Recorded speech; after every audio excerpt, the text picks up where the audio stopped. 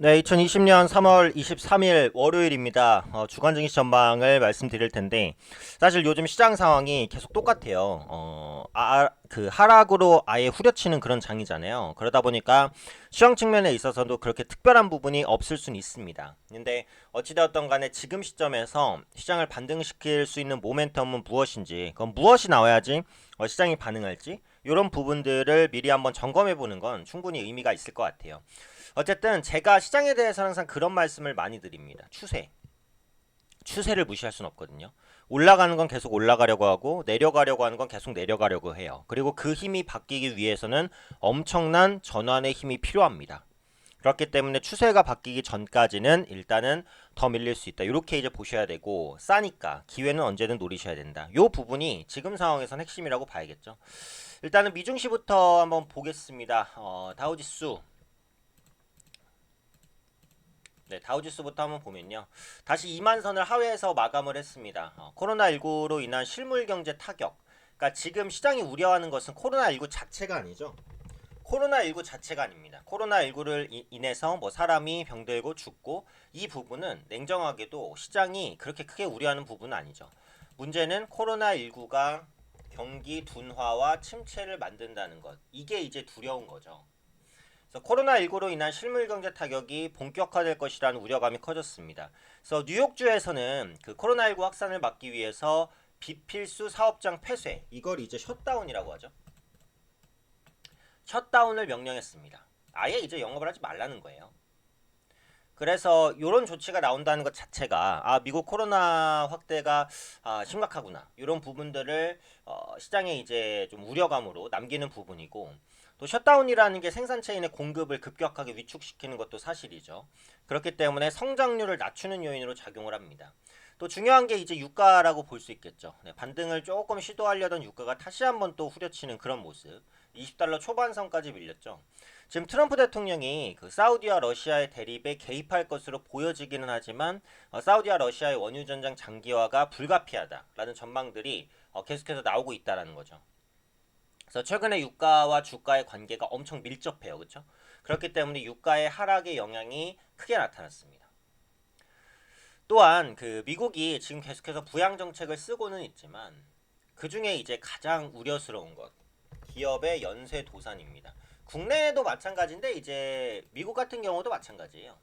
그러니까 코로나19가 무서운 것은 단순히 이제 경기를 침체시킨다 이게 아니라, 이게 이제 장기화되면 사람들이 소비를 안 하잖아요. 소비를 하고 싶어도 못 하죠, 사실상.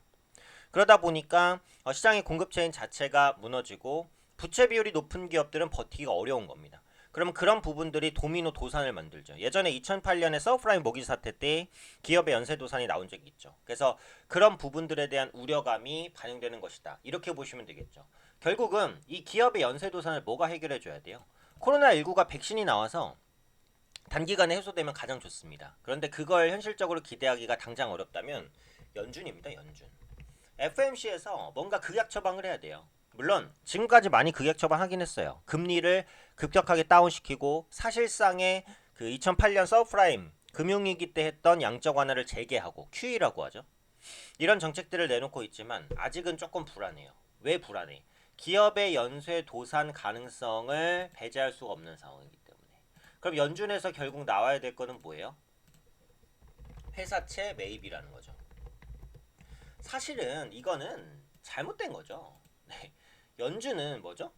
한국은행 비슷한 거거든요. 근데 예를 들어서 한국은행이 어떤 기업이 망한다고 그 기업의 회사채를 막 사봐요. 그럼 이거는 시장 경제에 반하는 거거든요, 사실은. 시장 경제라는 것 자체가 망하는 건 망하는 대로, 되는 건 되는 거대로. 물론 이건 극단적인 시장 경제고, 실질적으로는 이제 어느 정도 복지라든지 지원이 들어갑니다. 그렇게 해서 균형을 맞추는 건데, 어쨌든 그렇다 하더라도 연준이 회사채를 직접 매입하는 것은 조금 어때요? 경제 체제는 좀 반해요. 근데 그냥 매입하는 것도 아니고 어떻게 해야 돼요? 사실상 무제한 매입 정도를 해야 시장이 안심을 한단 말이죠. 그래서 요게 아마 미국 법적으로도 당장 그 바로는 금지돼 있을 거예요. 그래서 연준이 아마 다른 기구를 통해서 회사채를 매입하는 그런 방안을 보고 있을 건데, 뭐 이건 이제 자세하게 얘기하기는 좀 그렇고요.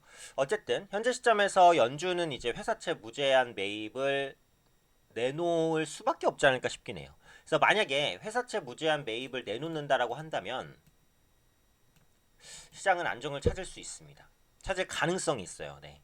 뭐, 어디까지나 가능성이죠. 네. 찾을 가능성이 있다. 그래서 회사채 무제한 매입은 사실 연준이 내놓을 수 있는 가장 강력한 정책이 될 수 있지 않을까. 그래서 이 부분에 좀 포커스를 맞추면서 시장을 보셔야 될 것 같아요. 그 다음에 이제 국내 증시를 볼 건데 그 전에 이제 환율. 어차피 지금은 외국인이 사줘야지 국내 증시가 가는데 지난주도 그렇고 오늘도 그렇고 외국인이 계속 옵니다. 환율이 이런 상황에서는 외국인이 국내 시장을 살 수가 없어요. 내가 외국인이라도 못 사. 환율이 이렇게 올라가는데 어떻게 삽니까? 말도 안 되는 거거든요.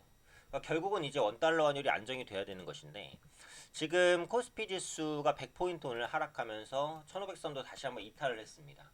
그래서 결국은 이제 미국 증시 하락폭을 직접적으로 반영하죠.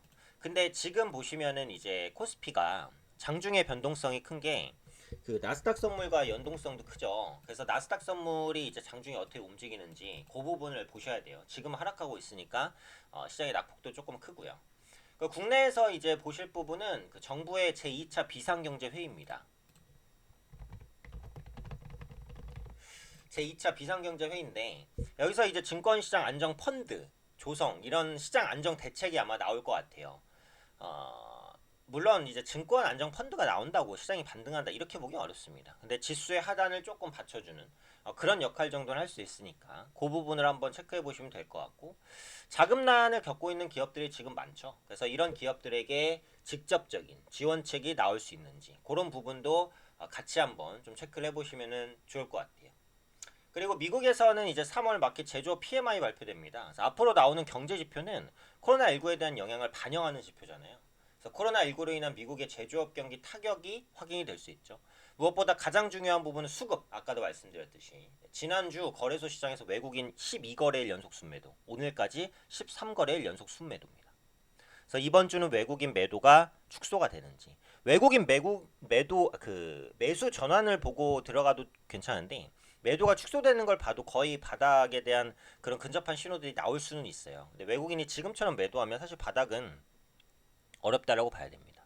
그래서 지금은 지수로 바닥을 예단하는 게 거의 의미가 없기 때문에 외국인 수급, 그다음에 환율 안정, 유가 반등 이런 부분들로 지수를 예측하는 게 좋으니까요. 제가 긴급 시황 진단에서 말씀을 드렸듯이 그래서 그런 신호가 나오는지를 보시면서 대응을 하셔야 됩니다.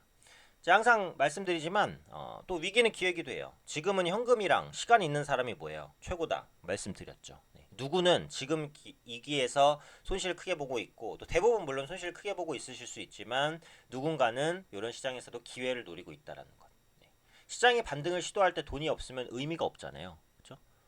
그렇기 때문에 언제나 매매를 하실 때는 현금 비중 일정 수준 확보 이런 부분들은 필요하다. 이렇게 보시고 대응하셔야 될 것 같습니다. 일단 이번 주도 시장의 변동성이 크게 나올 것 같으니까요. 체크해드릴 내용 있으면 역시 중간중간에도 시황 영상 등으로 한번 체크를 해드리도록 하겠습니다.